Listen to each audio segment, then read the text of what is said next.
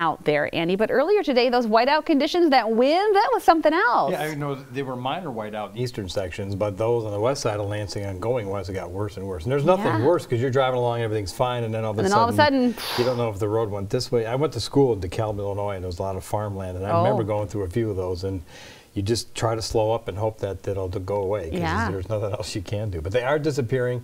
Winds are coming down, and we just got to deal with the cold right now. So let's take a look and show you our temperatures are down to the lower teens up to the north. Still have the cloud cover, so we don't expect numbers to fall just yet. But when we break open the clouds, they will go down to single digits, and that will mean we're going to end up seeing our temperatures and the wind chills go down as well, even though the winds are dying down.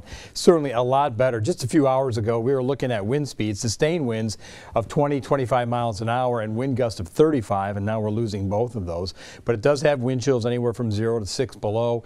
Could go to 10 below here for the first part of the night. Look at these snow bands coming inland.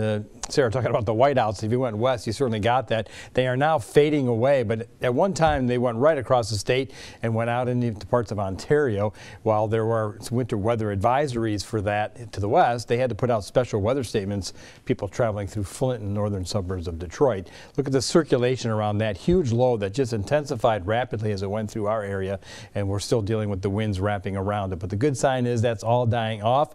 We will break open the clouds, so it'll be a cold night. A lot of sunshine to the west today. That will be ours tomorrow, but it wasn't all that warm. Still isn't. Readings are below 0 out in the center part of the U.S., and that will moderate a little bit, but that cold high pressure is over us tomorrow, so we start single digits.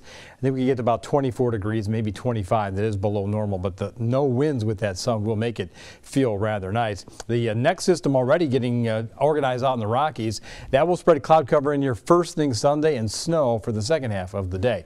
Hour by hour shows how we lose the cloud cover, and the winds will die down overnight. They'll be very light and variable tomorrow, maybe northwest in the morning and then just bouncing around with the high pressure right over you. The winds don't do a whole lot.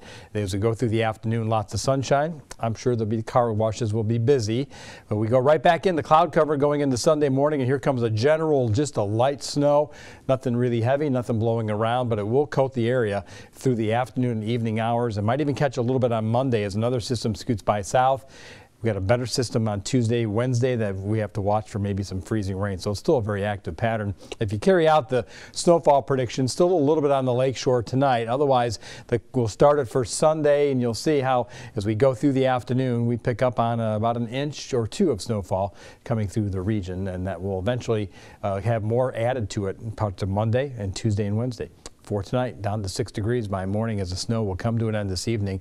Breezy and cold still for most of the night, then the winds die out. Sunshine's going to be out there, a lot of it tomorrow, especially in the afternoon. Very little wind. We'll get it up to around 24 degrees. So the story is all about the sun and no wind tomorrow. Enjoy that day because the snow's back tomorrow afternoon, and more ice is possible as we go through the week.